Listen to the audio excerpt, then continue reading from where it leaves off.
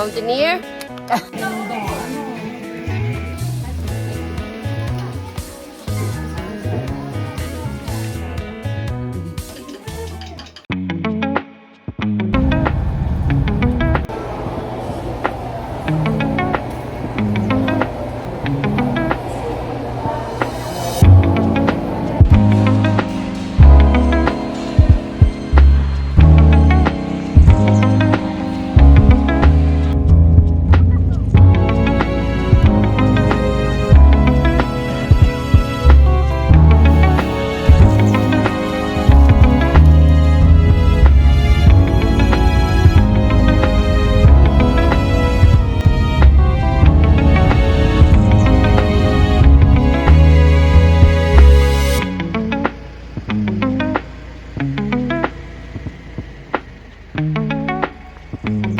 Just like Miskalan, trekking with you.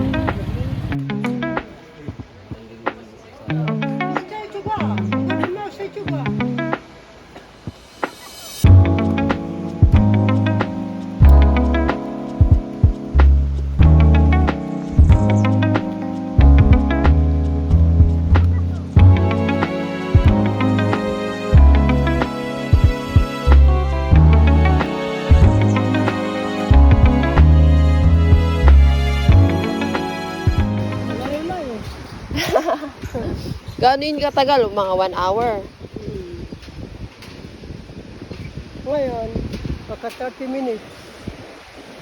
Bando na. Oo. 30 minutes lang. Kaya na kanya. Lakad lang to, guys. You can do it. Diba?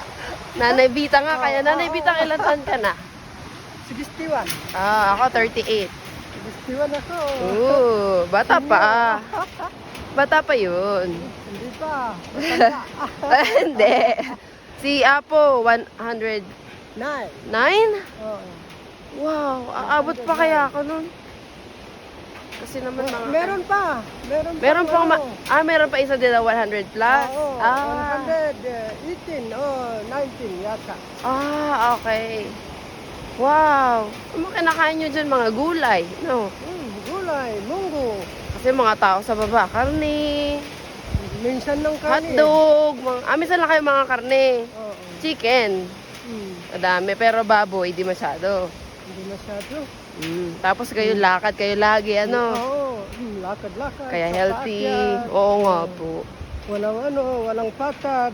Oo nga po. Puro paakyat, pababa. Pabakit. Spaghetti pa, baba, bakit? Oo. Spaghetti, pababa, paakyat. Mountaineer? Mountaineer! Sige, pakinga.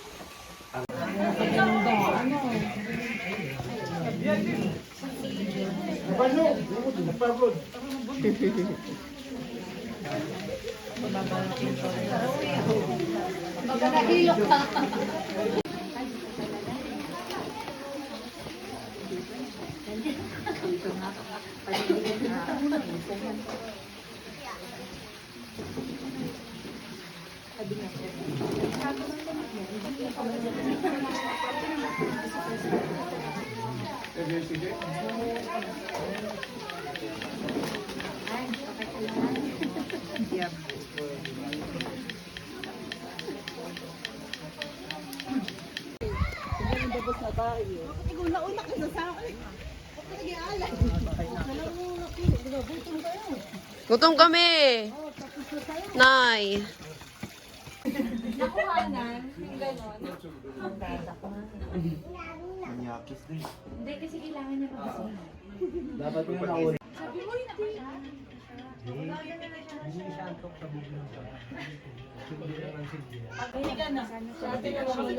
Paluwa na, paluwa.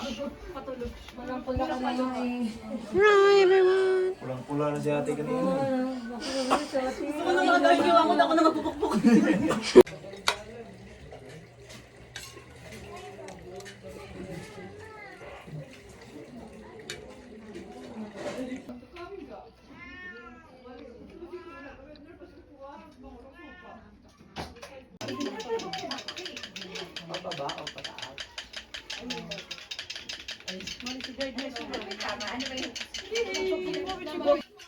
Fresh na.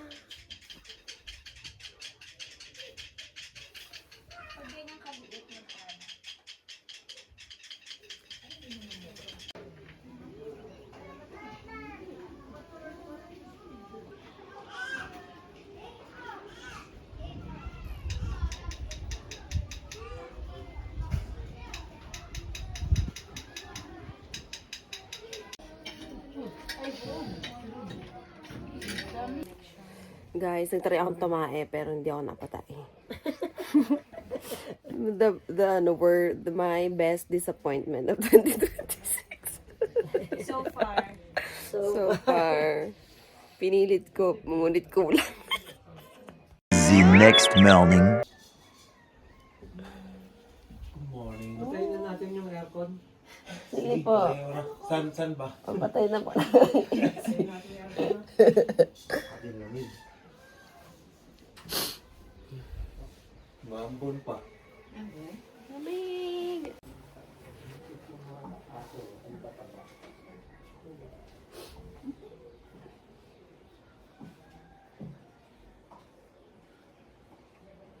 Ilang araw ka dito, Jeremy, sa Manila? Ano? Ilang araw ka sa Manila? Or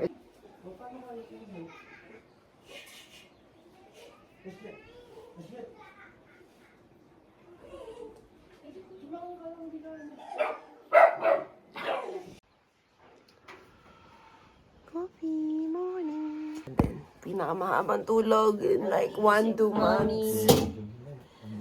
8 hours, 22 minutes. Mommy, mommy.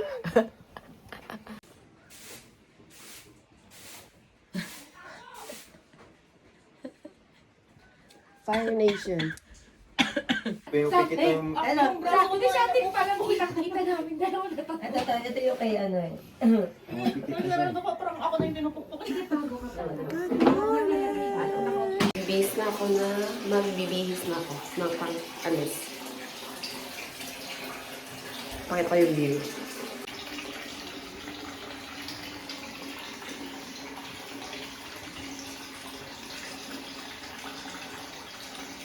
Basurahan siya, di ba? Basurahan mo siya? Ito tapon yung kuya dyan. Ayan, ayan. Namoy ko. Ayan na yan. Ikaw, gusto mo? Kaya gusto mo? Sige, sige. Picture na tayo. Picture na. Ito ako nagpatalo. Wala lang. Ano mag-go? Nangangalaga siya. Ayan o. Kita mo mag-go.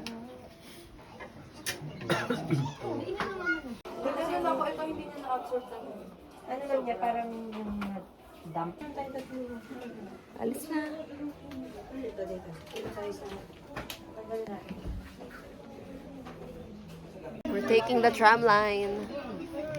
May tram ako. Asa, di mo sa ulat si Bantam Lai namin. May barya yan dito.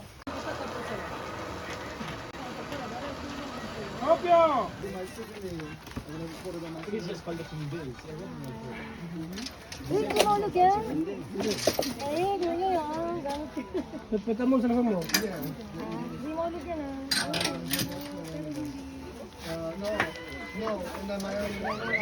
Bye!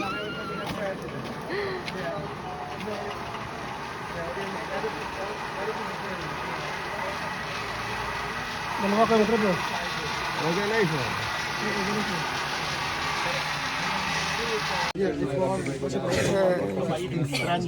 look at what I found. Thanks, Kuya. Galing, galing. Success! Success! Meron na daw yung mga nag-trek. At least, experience natin. Success tayo, girl! Galing, galing, galing. Tayo. Tayo mga success. Ay, dapat din natin sa malapit sa tram lang. Putik, di ko pala na videohan. Pero ito yung mga saksiyan. Nagpunta ako doon. Nasa memorya natin lahat. Ah, sige. Kuya, hindi siya nakabig. Ayan na.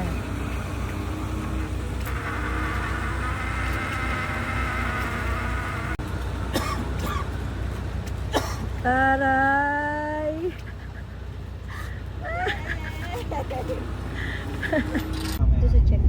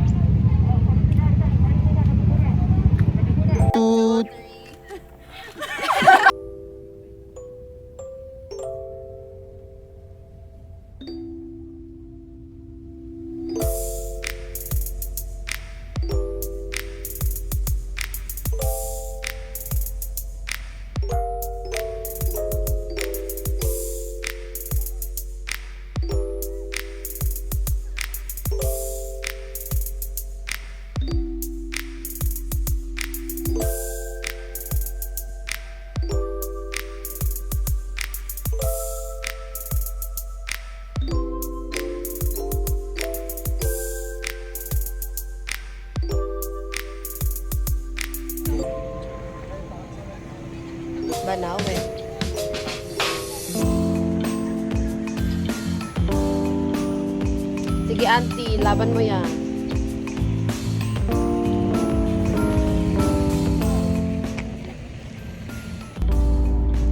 Update. Pauwi na kami. Walang tawid sa van. It's a nice van. Pwede akong tumayo. Okay. See. Parang 9. Parang mga 11-seater van siya. They're buying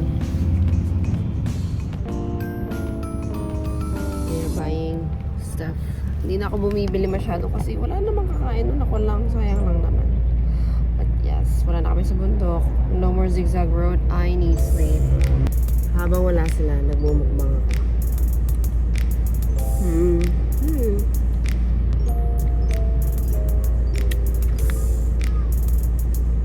150. For sure, not the best ones, but it's good.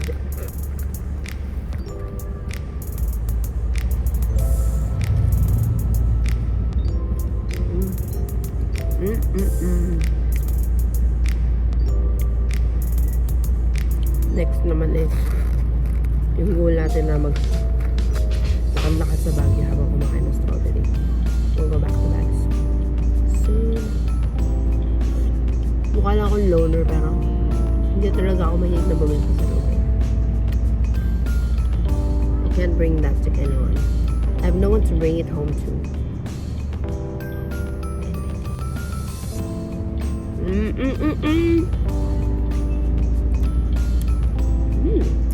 Happy. Bili akong kape. Keychain. Cheese bars, good. Apple juice. Snacks.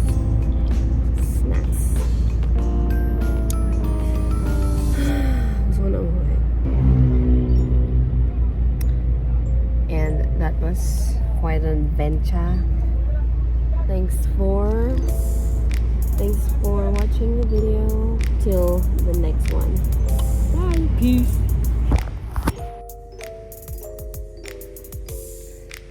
Hello!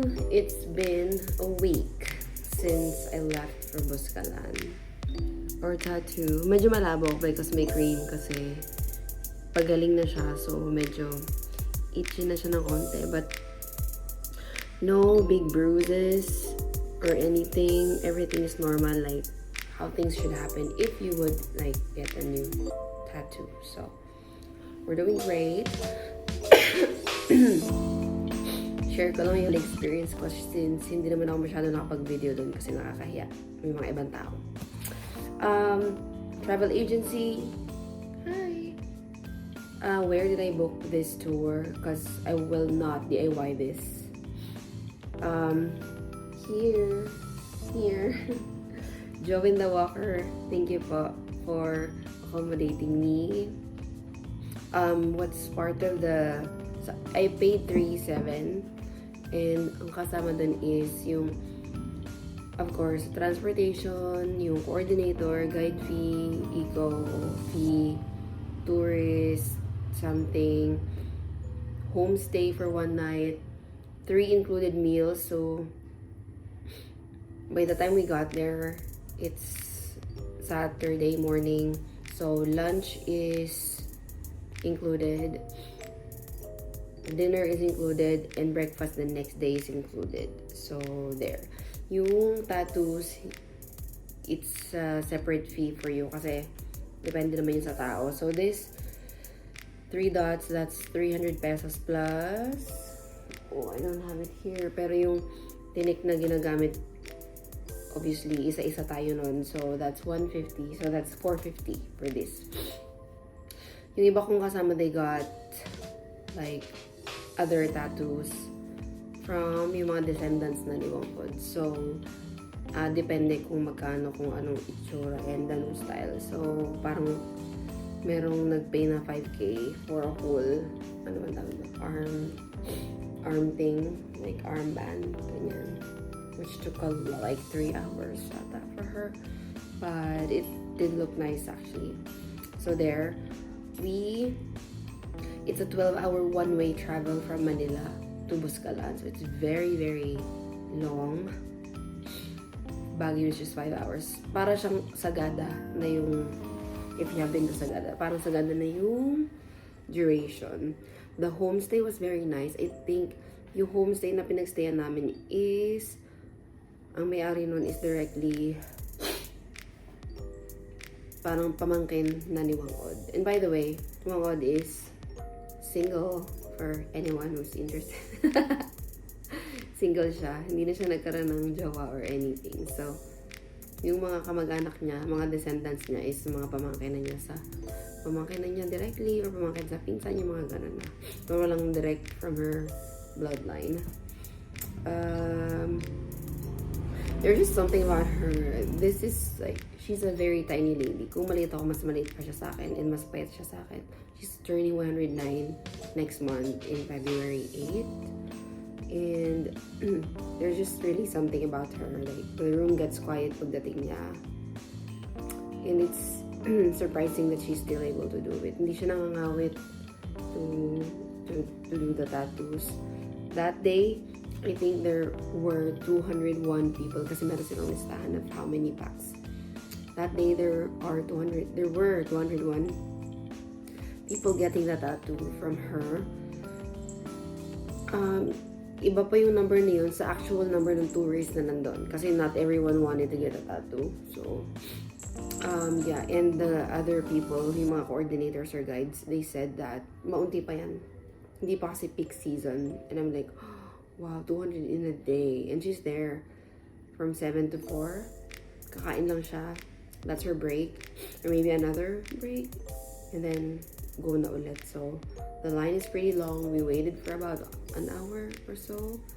But, each tattoo only takes about, wala pang 2 minutes, 3 minutes. So, there. There are also a lot of foreigners. Siguro mga vloggers. Yung iba, travel content creators. So, makaka-organic encounter ka. Nakapag-organic encounter ako doon. His name is Max. Hi. If you ever will see this video, hello. He's half Swede, half Filipino, but hindi siya marunong well, konting-konting Tagalog lang. But mag-isa kasi siya. So, nung tinatatuan na niya, syempre, ang hirap naman hawak mo yung phone mo. Kasi nasa harap niya sa phone. So, I felt bad when I took a video of him. Tapos after, I said, hey, I had a video of you kasi I saw that you weren't with anyone. Tapos sinend ko sa kanya via tawag dito. Basta, sinend ko na yun sa kanya. And then, yun naman. So, I knew a little bit about him. And the tramline experience was surreal. I took the hike going up, pero pababa na tramline na ako. So, I get both experiences. The hike was a little challenging kasi pataas talaga siya. So, may bridge lang and then akit ka na pataas. So, better prepare your legs. Mag-warm up na kayo. But, thanks to my Pilates session and running session days before the travel, hindi sumakit yung katawan ko. So, it really helps to be mobile. It helps to have mobility and to have training. So, yeah, the things that I'm doing for myself right now may feel like agony every time I Pilates, every time ako tatakbo, but it's paying a lot. There's so much benefit. Yun nga lang, the tram experience was so good. Before our turn, umuulan, umaambon, so wala kaming makita. But it will feel like you're running into the clouds. But during our turn, medyo na-clear na siya. I was holding my phone like this. I was so sure that the angle was so good. But unfortunately, hindi ko pala naklik yung record button. I need therapy.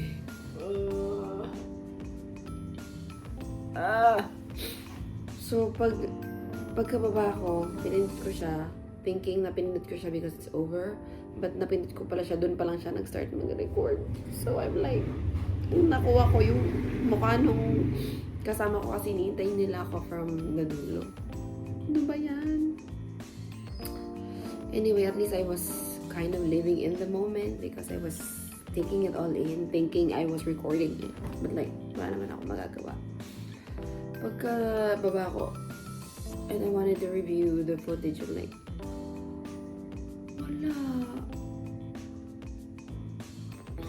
Well, anyway, we can always go back.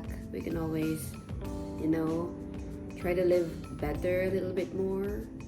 So we can go back to and do stuff like that. So, fine. Hindi ko na siya, like, wala, hindi ko na siya, hindi na masama yung loob ko about it.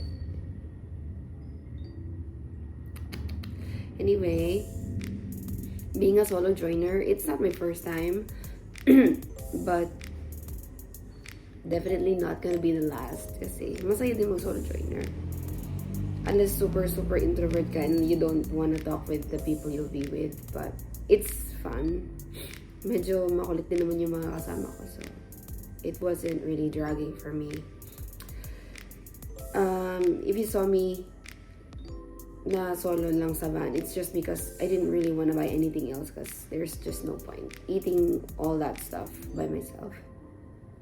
Is it worth it to be a solo joiner? Is it worth the travel 12 hours one way? Yeah, definitely. You won't see that much green here. You won't be able to breathe as the clean air like what we have in the city.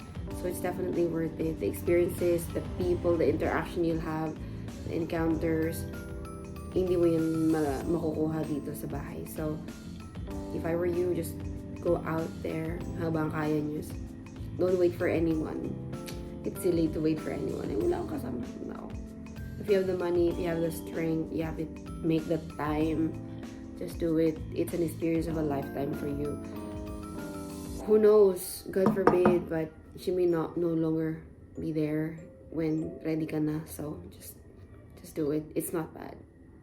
We actually slept sa homestay na bukas yung pintuan. It's very safe. I think everyone in the village knows everyone. So, hindi ko alam exact stats, but crime rate.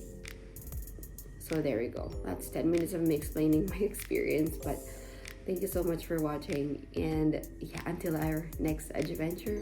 Thank you.